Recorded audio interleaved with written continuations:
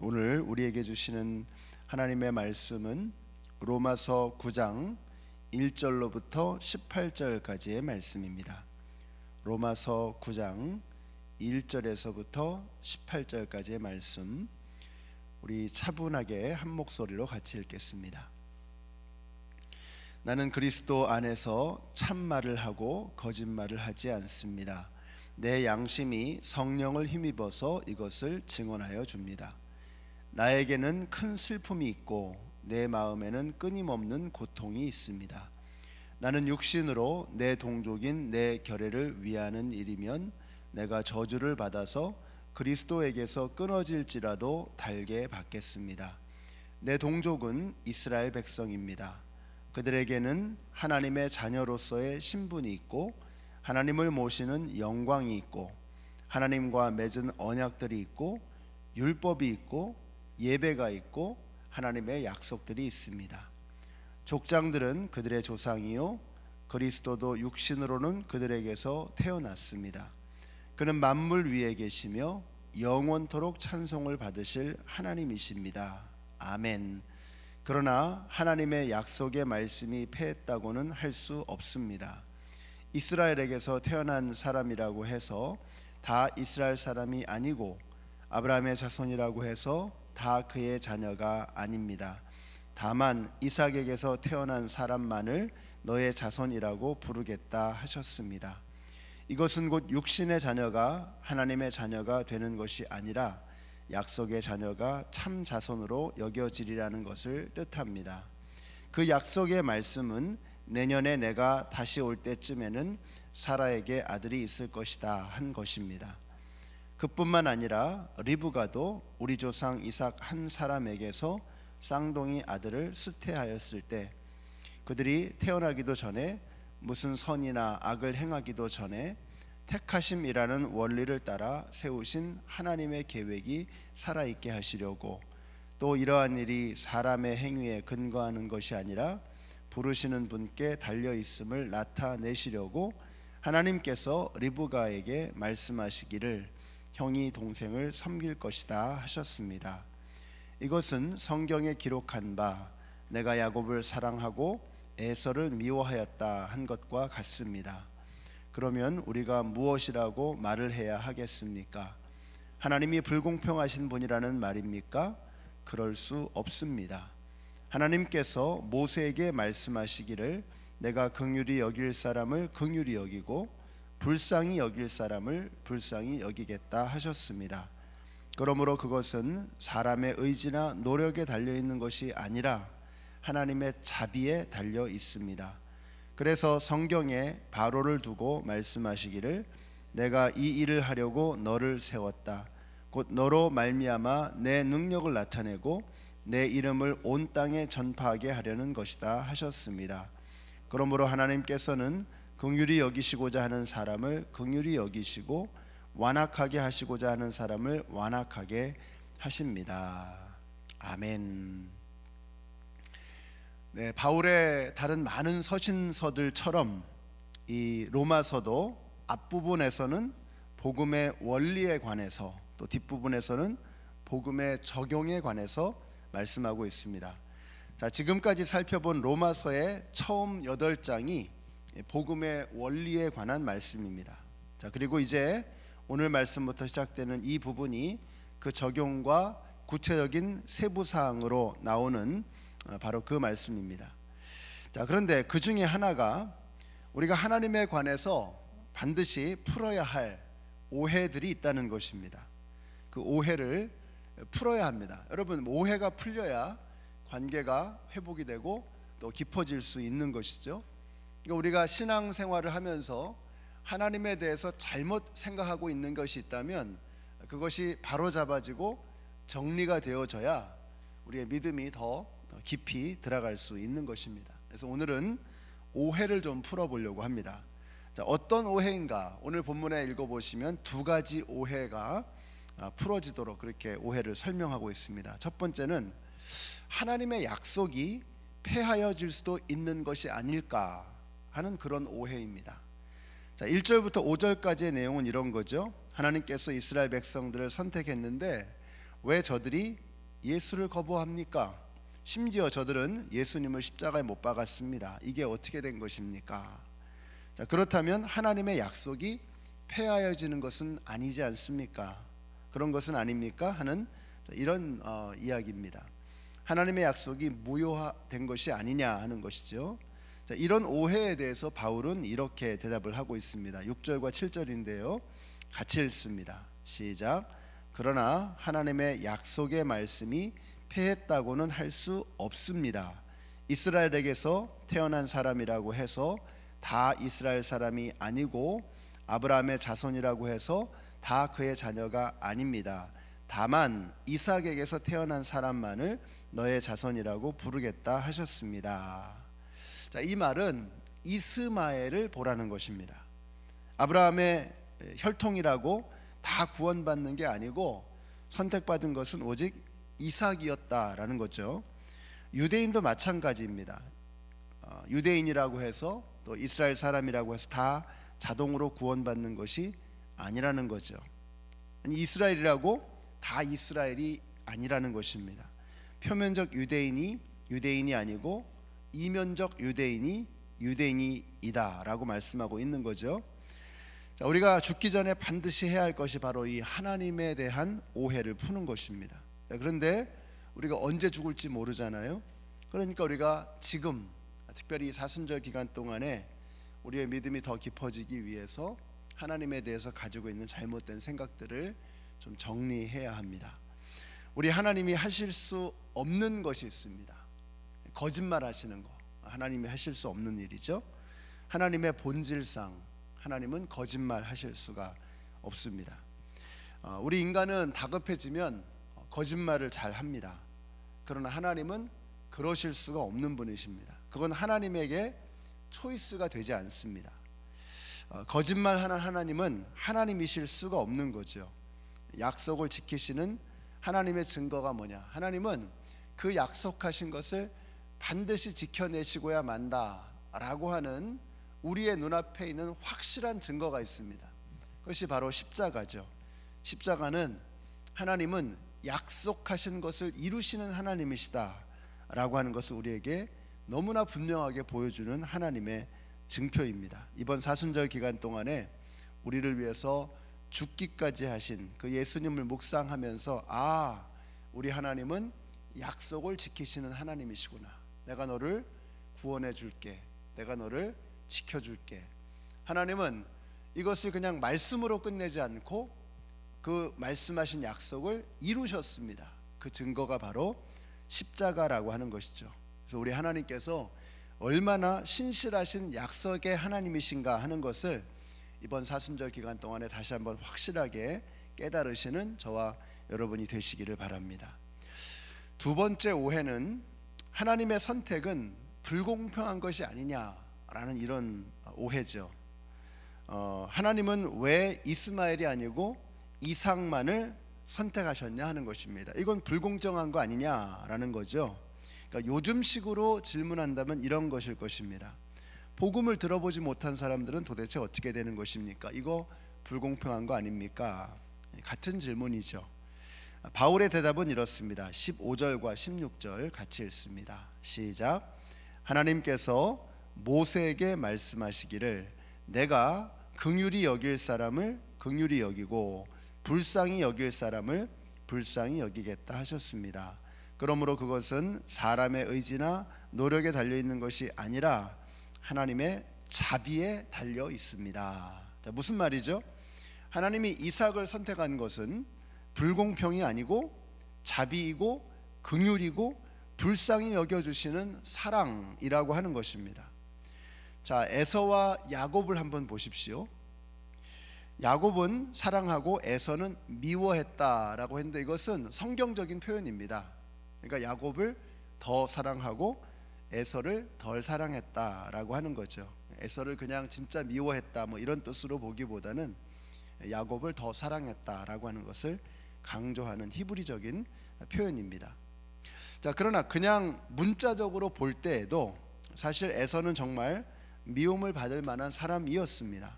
그는 하나님 무서운 줄 모르고 하나님이 주시는 유업 그것이 귀한 것인 줄도 몰랐습니다. 그는 하나님이 금하신 이방 여자들을 무더기로 부인 삼았습니다. 하나님을 멸시한 거죠. 자, 그러니까 에서는 정말 미움받아 마땅한 사람이었습니다. 자, 그러니까 생각해 보면 에서를 미워하신 것이 이상한 게 아닙니다. 그럼 정말 이상한 건 뭐냐? 정말 이상한 것은 에서를 미워하셨던 것이 이상한 게 아니라 야곱을 사랑하시는 게, 이게 정말 이상한 겁니다. 그러니까 야곱은 사실 생각해 보면 정말 야곱을 한마디로 그 느낌을 정리한다 그러면 옆에 두기가 무서운 사람입니다. 이 사람은 어떻게 될지 모르는 사람이에요. 그래서 자기 이익을 위해서는 수단과 방법을 가리지 않는, 정말 정이 가지 않는 사람. 자, 그런데 그런 야곱을 사랑하셨다라는 거죠. 아니, 왜 그럴까? 이해가 안 되는 것입니다. 그리고 그 이해가 되지 않는 그것만큼 그것이 바로 복음의 의미이다라고 하는 것을 우리에게 일러주는 것이죠. 그래서 야곱이냐 에서냐, 괜히 에서 걱정하는 척 여러분이 뭐 에서를 걱정해 주는 척 그렇게 하실 이유가 없습니다. 나 자신을 생각해 봐야죠. 내가 바로 절대로 사랑받기 어려운, 곁에 두기가 무서운 바로 그 야곱이 바로 나 자신이다라고 하는 이 생각을 해야 됩니다. 그러니까 저 사람이 지옥 가는 것은 자연스러운 것이고, 또 이것은 당연한 논리적인 귀결입니다. 사람들이 지옥 가는 거, 이거는 당연한 것입니다. 이거는 나를 포함해서 우리 인간이 지옥에 가는 거, 이게 상수입니다. 이게 기본값으로 설정해 놓아야 되는 겁니다. 우리 인간은 그냥 가만 내버려둬도 단 하나의 예외도 없죠. 모든 사람이 죄를 범하였음에 하나님의 영광에 이르지 못했다. 의인은 없나니 하나도 없다 하는 이 말이 바로 그것입니다. 그러니까 나를 포함해서 모든 인간은 지옥에 가는 게 맞습니다. 그건 당연한 것입니다. 죄의 싹은 사망이라고 했잖아요. 우리가 얼마나 많은 죄를 저지르고 살아갑니까? 어제 하루만 더 생각해 보세요. 여러분이 마음으로 지은 죄, 생각으로 지은 죄, 말과 행동으로 지은 죄, 또 뭘 해서 지은 죄도 있지만 뭘 하지 않아서 짓는 죄도 생각한다 그러면 우리는 정말 하루에도 얼마나 많은 죄악으로 살아가는 그러한 죄 덩어리들인지 모릅니다. 여러분, 우리는 그냥 지옥 가는 게 당연한 존재들입니다. 지옥에 갈 수밖에 없는 그런 존재들이죠. 이걸 우리가 상수로 놓고 봐야 한다라고 하는 것입니다. 우리는 지옥 가는 것이 당연한 존재들이다. 자, 이게 논리적인 귀결입니다. 근데 이상한 게 뭐예요? 논리에서 벗어난다는 게 뭐예요? 저나 여러분이나 구원받았다는 사실, 이게 이상한 겁니다. 이것을 바울은 자비이고 긍휼이고 불쌍히 여겨주심이라는 단어로 오늘 표현하고 있는 것입니다. 저는 안 믿는 사람들이 이런 걸 트집 잡고 믿고 싶어하지 않는 그런 심리적인 그런 그 마음 상태를 저는 이해합니다. 왜냐하면 제가 그런 상태에서 오랫동안 있어봤기 때문에 저는 압니다. 그러니까 믿고 싶지 않은데, 믿어지지 않고 믿고 싶지 않은데, 그럼 이유가 있어야 되잖아요. 명확한 뭔가 이렇게 좀 부정을 하고 뭔가 이렇게 비판을 해야 되잖아요. 그러니까 논리적인 것들로 따지다 보면은, 아니 왜 누구는 구원받고 누구는 구원받지 못하는가? 세종대왕은 어떻게 되는 것이냐? 이순신은 어떻게 되는 것이냐? 예수님을 들어볼 기회조차 없었던 사람들은 어떻게 되는 것이냐? 여러분, 나를 포함해서 모든 인간은 지옥 가는 것이 맞습니다. 죄인이기 때문이죠. 그런데 이상한 것이 뭐냐? 그 모든 논리적인 귀결에서 벗어나는 것이 뭐냐? 내가 어떻게 하다 보니까 나 같은 사람이, 나 같은 죄인이 하나님을 만나게 되었고 예수님을 믿게 되었고 구원받을 수 있게 되었다라고 하는 것이, 이게 정말로 이상한 것입니다. 그것을 깨닫는 만큼 감사와 감격은 우리의 입술에서 터져나오게 되어 있습니다. 자, 그래서 믿는 여러분은 이런 걸 가지고 고민하실 것이 아니고, 그리고 우리가 그렇게 한가한 사람들이 아닙니다. 적어도 사순절에 새벽 기도에 나오시거나 영상을 찾아서 예배를 드릴 만큼 진지하신 여러분들은 자꾸 이런 데 에너지를 빼앗기시면 안 됩니다. 지금 우리가, 여러분 생각하실 것이, 우리가 지금 미행만을 하고 있는 게 아닙니다. 오늘 여기 예배 드리시는 분들, 또 영상을 통해서 예배 드리시는 분들, 우리가 지금 미행만 프로그램 하고 있는 게 아니에요.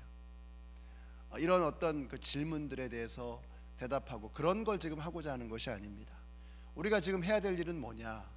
내가 어쩌다가 구원을 받게 되었는가? 어떻게 나 같은 사람이 구원받게 되었는가? 여기에 감사하고 감격해야 됩니다. 그러면 이제 우리가 해야 될 일이 뭐냐? 이런 구원의 소식을 듣지 못한 사람들에게 내가 나아가서 한 사람에게라도 더 예수의 이름을 전하고, 한 사람에게라도 그 하나님의 자비와 긍휼과 불쌍히 여겨주심, 그 은혜를 전하는 것, 이것이 우리가 쏟아야 할 바로 그런 사역입니다. 우리가 이것을 좀 이해하셔야 됩니다. 많은 분들이 오해하고 그다음에 오해한 것을 인조이합니다. 즐기려고 합니다. 그렇게 해서는 안 되죠. 적어도 사순절 기간 동안에 성경도 필사하시고 로마서 읽으시고 또 예배 드리시고 또 현장까지 나와서 예배하시고, 이렇게 구원받은 우리들, 이미 하나님의 사랑을 온몸으로 체험하고 있는 우리들은 이제는 더 이상 오해를 인조해하지 마시고, 오해하는 거 그거 즐기지 마시고 그 에너지를 잘 사용해야죠. 이제는 예수님 알지 못하는 사람에게, 복음 들어보지 못한 사람들에게 가서 전해야 하는 것입니다. 이것이 우리가 해야 될 일입니다. 오해가 쌓이면 관계는 깊어질 수 없습니다. 이번 사순절 기간 동안에 오해를 푸시기 바랍니다. 하나님의 약속, 그 하나님의 신실하신 약속은 결코 폐하여질 수 없습니다. 하나님께서 누구는 구원하고 누구는 구원하지 않으시고 이걸 불공평하다고 말하실 것이 아니라 다 죽는 것이 맞는 일인데 나를 구원해 주셨다라고 하는 이 사실에 감사하시고 감격하시고, 그리고 이제 우리에게 생명의 호흡을 남겨주신 이유가 뭐냐? 복음을 전하라는 것입니다. 그 하나님의 사랑을 알지 못하는 사람에게 가서 그 사랑을 전하라는 것입니다. 이 일을 위해서 우리의 삶을 드릴 수 있는 저와 여러분이 되시기를 우리 예수님의 이름으로 축원합니다. 우리 같이 기도하겠습니다. 자, 오늘 기도하실 때 때로는 우리가 신앙생활을 왜 또 무엇을 위해서 하고 있는지를 좀 잊어버릴 때가 좀 있습니다. 오늘 말씀을 묵상하면서 그런 생각이 들었습니다.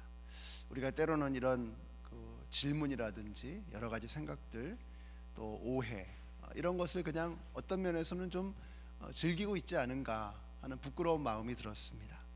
그래서 제가 어제 묵상하면서 적어도 이 영상을 보실 분들, 또 이 예배에 함께 하실 분들은 예수님 믿는 분들이실 텐데 우리가 정말로 쏟아야 할 에너지는 어디를 향해 하는가 하는 것을 생각하게 됐습니다.